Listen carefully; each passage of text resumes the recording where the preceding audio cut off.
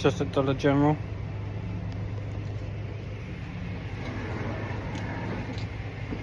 Dollar General. That is amazing. It's amazing. So we've just gone past the first aid station, Alma. Done a bit of a dog leg, and yeah, 2 punches on G1RS and a G1R. Thanks to these sharp sons of guns.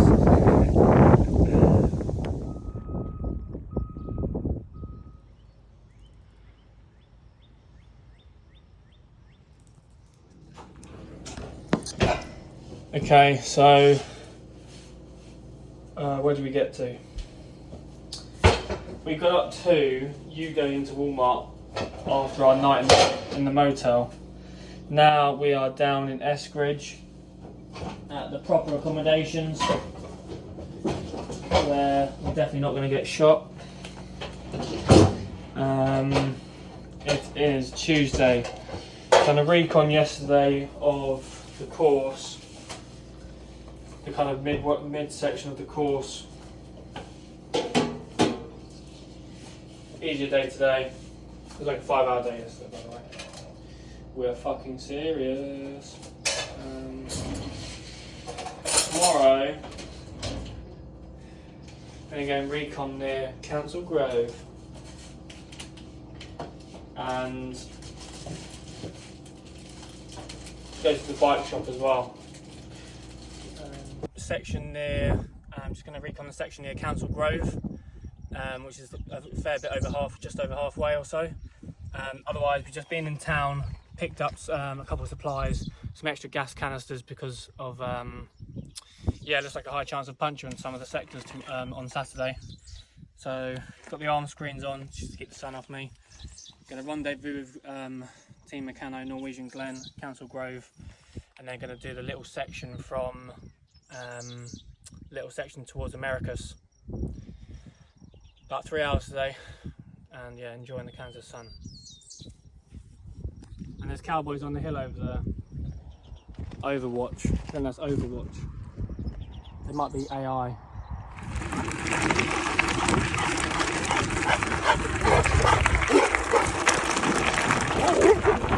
So doing a bit of recon for the one of the final sections after Council Grove. I'd done 20k into Council Grove, then we drove down the highway, and we're going to do about 30k out and back to Americas to see what the track's like. It's the last hilly section of the course, so more or less the last chance to make up places, I'd say, because the final is quite flat and fast. So everyone's going to be more or less going the same speed, or you know, it's harder to make a difference. Slower the speed, the easier it is to make the difference if you've got the legs. That's what the track looks like. Pretty rolling. I think this is where they took the photo of Windows 7 Home Saver. You was the Lord. And now, you see, there are questions in life and living for God that God does not choose to give you an answer now.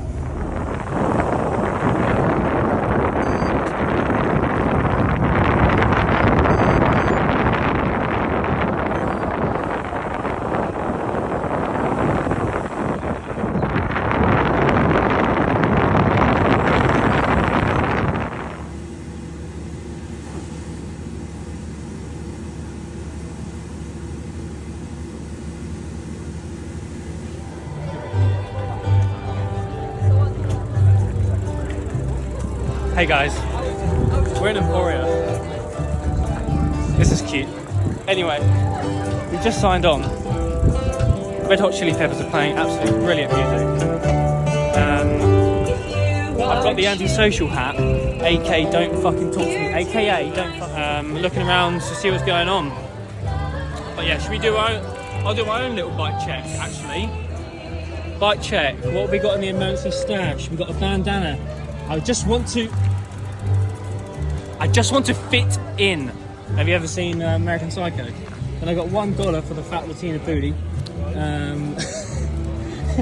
Look, if it's PH, it's getting thrown. If it's an F, fuck that.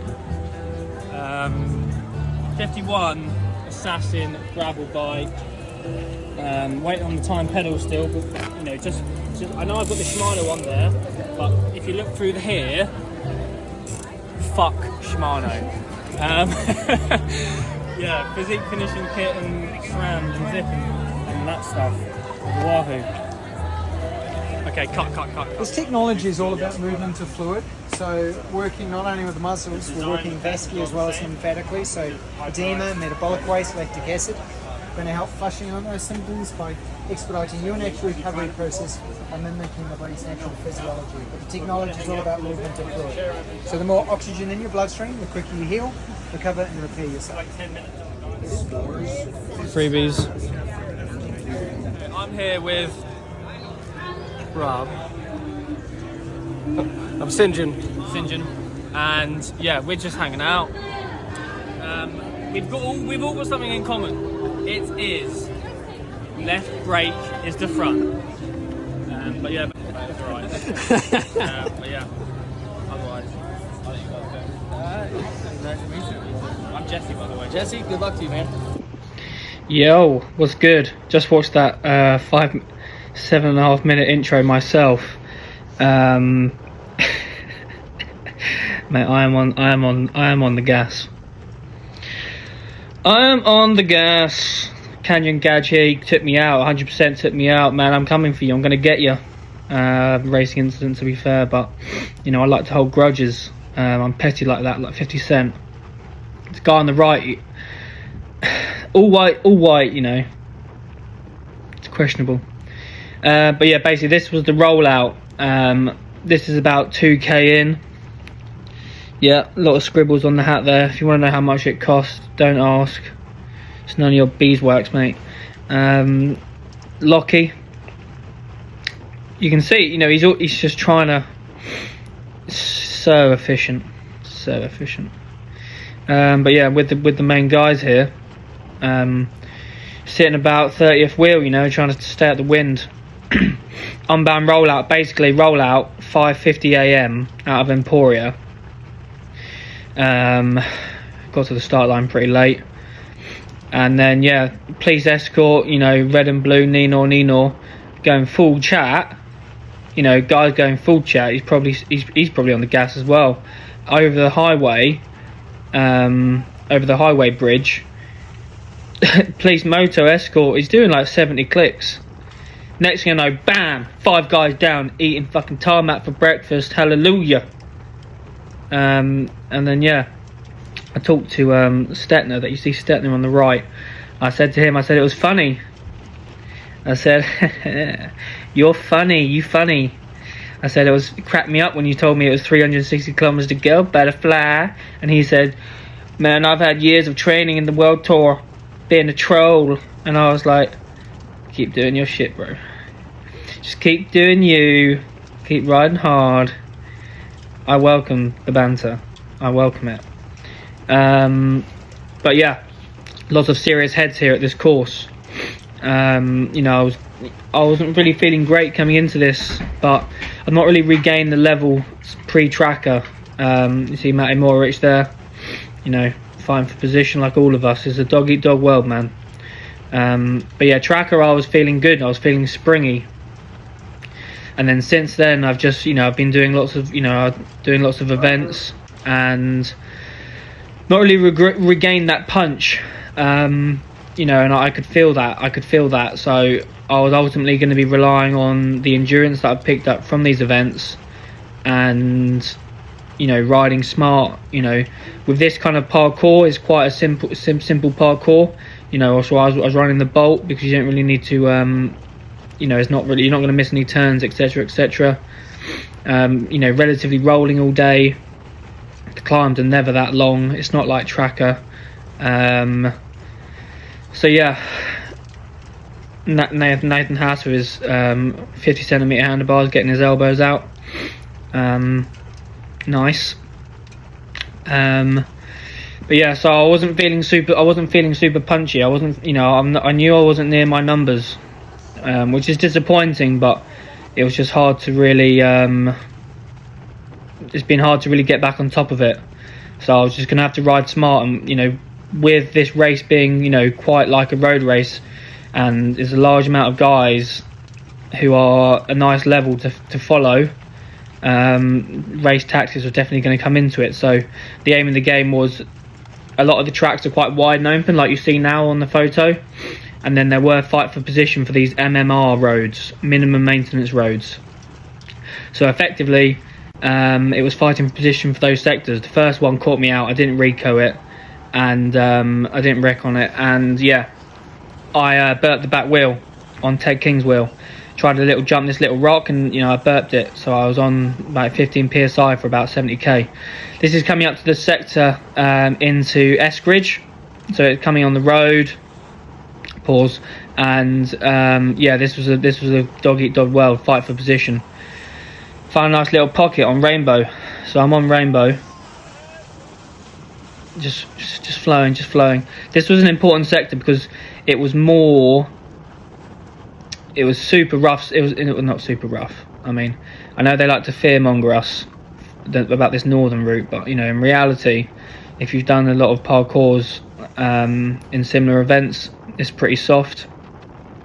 But it's definitely going to be a pinch point where people are going to use the track to break up the race. There's too many strong guys here to just break it up on regular paths and tracks. So you're going to need, the road needs to it needs to kick in and play a role in getting rid of some bodies. So I fight for position, followed Decker to the front there, and I kind of got shuffled back. You got a Bahrain Dom rocking up. You got GVA there, Greg van Avermaet. I mean, he knows how to manoeuvre. Nice little bunny hop there. I like his skills. And this was onto the sector. I'm on Jacob Vaughan's wheel. This guy's ex-Conti, serious rider. And this is where we are onto the sector. You got Daniel Lost on the right. That guy's pretty serious there, that map guy. You got some serious guy. There's the Red Bull Payson, I think it is. So yeah, it was up and down this sector, more or less. Once you kind of got into it, there was kind of two kind of lines you can take, the right or the left. As you can see, people want to leave gaps. You got to leave a bit of a gap. You got to see what's coming. And if you ride too close to the wheel and you hit something that it's not good for you, it's not good for your health or your bike's health, then you're going to pull up and you're going to have a mechanical. So it was about avoiding that. So here we are, we're just cruising down. I was relatively happy with my position. More or less throughout the day, I was thinking, I like to come away with a top 50 in this course.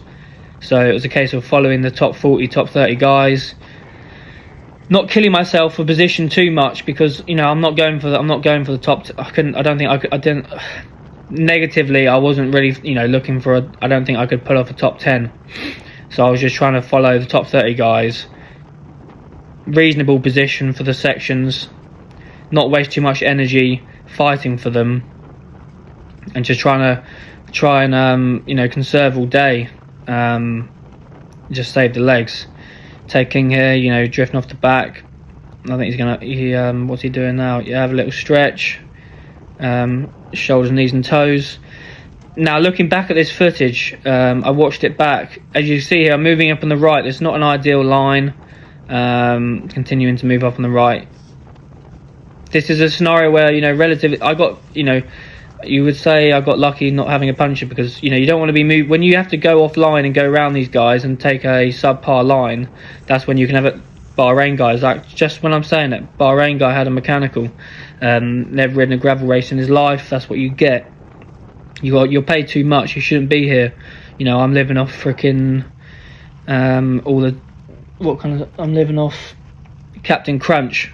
I can barely afford Captain Crunch, and I'm trying to compete, and you're here, World Tour. This was a nice little sector. I came into it third wheel. You got Keegan on the front. You got Nicky. Haven't seen Nicky in a while. Last time I saw him, first time I saw him, he was throwing a Gadge's bike off him in a crash in a 1.1 Great Memorial race in Belgium. Next thing I know, he's coming past. I'm behind the team car with Copy, and we're doing like fucking 70 clicks. Nicky comes past at like 90, right on the bumper of the Quick Step car. Where's Quick Step? You missed him. So I'm following Nicky. And yeah, that was a tough little sector, so it was nice to be at the front.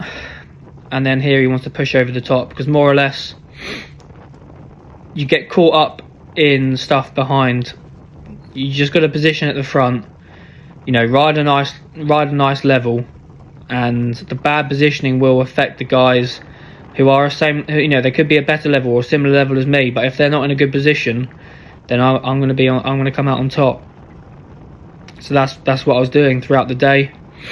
I was nursing this back wheel. I was nursing it. You know, I'm running on 15 psi. I could feel every little bump in the road, and there's many. Annoyingly, my phone wasn't working, or Glenn's Team Meccano, so I couldn't send him a voice note saying, "Hey, I need some gas in the rear." My gas canister was in my seat pack, which is a nightmare to get out. I should have had it in there. Should have had it in my bar bag. That was a mistake on my part. So yeah, probably filtered down to about 60, 70 guys, 80 guys at this point, going towards the first feed. Obviously, you know, you got 130, 140 starters. The heli's already out. The heli was out all day. Normally in the races I've done, the heli doesn't come out until TV coverage starts. There's 70k to go, so that was fucking cool. Anyway, riding towards the first feed. I knew it was going to be tricky to see Glenn, because a lot of these factory teams kind of hog the feed zone. So I said, okay, just make sure you're on the right. If you're on the right, you know, I can find you. So that was playing on my mind. Next year for sure, I need to sort out the situation with the data. I need the blower working. And Glenn could have messaged me and said exactly where he was as well. So not having that was a bit of disappointing. I don't know why the phones were just dead. Even when you try and add data, they just sing gas.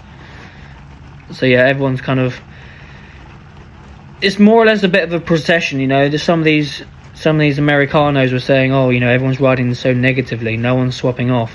When you've got a bunch of 70 gadgets, there's no point attacking. It's just like, it's turned into, this is a classic in Belgium. You've seen it on Eurosport. It's a bit of a procession. The brake goes, the brake is gone at this point. I think they're 4 minutes up the road, 4 riders. Then it's just a case of avoiding issues, staying in the front, and ultimately we'll get to the sectors later on where it starts to kick off and the big names started going. I mean, everyone loses their mind when Pog attacks 70k to go. So why you expect, you know, me when I can't put freaking food in my stomach to attack with 300k to go? It's not going to happen. So we're rolling pretty fast here behind Paul Voss and Pete. I don't know if you saw the tracker video when his Swanee was calling him at the first feed zone in tracker. That cracked me up, to be fair. Pete's not here, but he still won. Respect. Riding towards the first feed, it was pretty fast. So the other notable thing was I lost my Wahoo. Positioning near the front, about 20th wheel, going towards a hard climb, 90k in. The track was quite awkward, so you kind of had to like jump over this. The track was kind of like hollowed out, and you had to kind of like traverse a little bit to get to the higher line. Just a note there, you can see my cornering is not great. It's because I haven't got any air in the rear, so it's kind of like wishy-washy all over the shop. So yeah, essentially this guy had to unclip on the climb. 2 guys piled into the back of him, and then I hit the guy, snapped my Wahoo. Couldn't go back to get it. I was on my phone, so I'm chasing back on my phone. I was like, I'm going to start Strava on my phone, because if it's got to be on there. You know, this is what we tell ourselves. When I pressed start, and it started like a hike, so I had to quickly change it to ride and restart it. So this is going towards Little Egypt, which everyone was saying, oh my god, Little Egypt, they're all trying to scare you. But we recce'd it. It wasn't that bad. but still, this is 170k in. This is where it's really going to kick off. You got 10 down on the left. You got Griffin. You got this Ventum guy with God knows what in his pockets. There's the Canyon dude. You got Os. You got a dribble bike. You got another pass guy. Gravel team shouldn't exist. So yeah, 10 down's moving up. So I'll have a bit of that. Do you know what? I'll have a bit of that. Here we are. Nicky's wheel. Good to see you again. Geez, that guy tried to actually put an elbow into me. Is that Trek Balwowser or something? So here we go. So there's a bit of a fight for position there on the road. And we're flying down here. There's Chad Hagger. There's Keegan's teammate. And this is where the teammate started talking to me. He was like, "Thank God, man, thank God." And the reason why I was saying that, you see this guy's put his arm up. There's Lancey Pants. The train tracks were down, and the trains over there are like 3 mile long. So it's going to take like 4 minutes for it to go past. Next thing I know, this freaking Gaj was just waving us through, going, "Go, go, go." It was like, you know, it's like we're storming the city in Lord of the Rings or something. So yeah, here I am. I said it's like Roubaix when I was on there, GVA and Nicky's wheel. So they all know this is a crucial section going towards Little Egypt, where climbs are repeating, and it's loose rock. There's not many good lines to take. The build-up of fatigue and the difficult of this section is enough to make the difference. There's no draft, and essentially there was a big split, 20 in the front, 15 behind. Then I was like one of the 20 guys that got tailed off, and coordinated with a couple guys, which we ended up catching Os. So once we caught up with Os and a couple of other guys, yeah, we had a nice group. We had about 10 of us, and we were catching people up, and our group was getting stronger. So we were pulling for a while, and then Os was doing a lot of work. Some guys were sitting on. The Armani guy wasn't really pulling. I mean, he's like 5'2", so he hasn't got much gas. As you can see, Os just had to close that little gap because people are swinging right. You know, people are swinging right to the back. It's loose gravel. You know, we're going fast. I think we averaged like 35. You know, it's record-breaking speed for the North course. And as you can see here, Os just closed that gap, and now he's opened up again. And he was just like, "I'm not feeling it." So for me, that was enough hesitation to say, "I'm making the move. I'm going." You know, he's a cool guy to ride with, but I'm about business. We're here to go to work. You know, minimum wage shit. And I had to bridge up. And those guys never came back. There was about 4 more guys on Os's wheel who kind of thought, if I'm with Os, I'm going to be safe. I'm alright. Well, guess what? You're not. You're out the back. You can't come into these events and put these World Tour guys on a pedestal. Some of them are here to do a nice job. Other guys are just here for a social and to have fun. They've done their work. You know, they've been World Tour. They've actually done a lot of work in their lifetime. They're not going to sit here and tow you around. You can't put them on a pedestal. You can't be scared of them. I will elbow any individual. You know, that's the respect I have for the sport. No one's better than anyone. I'll put you in the gutter. I don't care who you are. You know, I'll put you in the gutter, and in turn, I would expect to be put in the gutter myself. And it's just the way of the world. It's dog eat dog. You know, you're only as good as your last race, and pretty sure I checked PCS. I didn't see too many great results for some of these guys. So, not that mine's anything to shout about.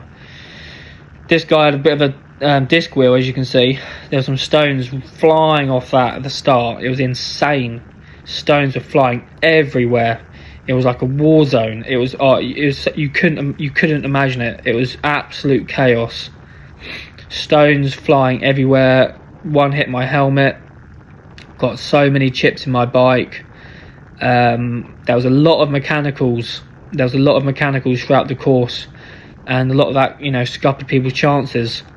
So you need to nurse the bike through the day. You have to nurse the bike through the day. I'm not the best mechanically. You know, I can't fix a plug super quick.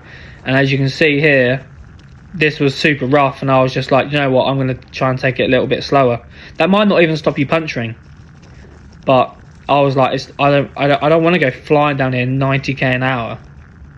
I don't want to have a freaking puncture. And they were happening all the time. So these guys up front opened up some gaps. Just trying to nurse the bike through. So this is going towards feed 2. We had a nice little chainey going. That guy there with the long socks, he was in the brake. And yeah, you know, we've all gone hard at the start of the day, and now we're blowing. You know, we're just riding, you know, high tempo on the uphill and some of the flat, and otherwise we're just trying to spin the legs and just we're already thinking about getting to the line. It's 120k to go. As you can see, is this gauge swinging off? Yeah. So we're going along, and in a minute you'll see we catch Vakoch. In a minute, you'll see a glance of him, but he doesn't actually drop back to last wheel. So I'm doing a bit of work, but you know, I'm trying to give myself an easy ride as possible. You know, I'm sorry if I didn't work enough. I was doing my turns just like everyone else, but you know, I was just trying to save the legs. It's still over 100k to go. It's starting to get hot, and it was hard. It's a hard day out on the pedals. It's hard to say if this course really suits me compared to Tracker. It's a bit of a powerhouse kind of course, and especially when I'm not feeling super punchy, I found it difficult. And I'm not a super powerhouse. I'm also not a super climber. I'm just a bit of a rouleur. As you can see here, this is Vakoch on the left, so he sees us and he swings in straight to second wheel or the front. And I'm not sure why he's back there. Maybe he's just got tailed off or something. So he swings right in the front. So he's obviously, you know, still going reasonable, but it's different when we got a nice group working and you're stuck out there solo. Just like at Dirty Reaver, when, you know, I got stuck out solo for 2.5 hours. It's understandable that you're going to get caught. So he just starts absolutely ripping it on the front. Out of this corner, you see, you know, we're wheel spinning. I mean, if you look at this guy's body language, you can see how much he's having to dig deep. You know, we're flying down here. We're flying. So he started ripping our group apart to the point we went through a creek crossing about 20k before the 21k or so before the feed. Blew our group in half, or even worse than that, like 3 groups. And we caught the canyon guy Jasper. Then we ended up touching wheels. I came down pretty hard on my right side, cut my knee open pretty bad. Came up to the feed zone covered in blood. Got the new Wahoo. Wahoo had 13% charge. I was like, why has it got 13% charge? Hadn't charged it since Tracker. So that's a bad move on my part. But I had to ride 20k solo to the feed, which cooked me a bit. I couldn't even ride straight away after the crash. I was suffering. I was just hurting. I had to walk up the little climb. And then later on, out of the feed, I actually caught Jasper, so he must have taken a while in the feed. We got caught by this group. We got Ovette on the front. We got Ovette on the front in the white. And some of these guys up ahead, they're doing the 100 route. So we're kind of constantly overtaking guys going, stay right, stay left, as we're flying past them. The other screams were from Ovette saying, my fucking feet! His toesy woesies were hurting. I think they're cramping up, or they just got hot inside those shoe covers. Flashback to me eating shit. Absolutely great. But yeah, basically, I just went down pretty hard. It hurt. You can see the blood. Anyway, thanks for watching, and big shout out to Cams, who are non-fault accident specialists. If you're ever involved in an incident with the car, drop me a message on some of my socials or reach out to Cams directly. through the website. It's in the description, and they can help get you back on the road. Not much going on for me now until I tackle Badlands in September, and certainly needed some recoup. It was a very heavy start to the year with lots of events back to back, and now I've got a bit of a break, which I'm looking forward to. Anyway, thanks for watching.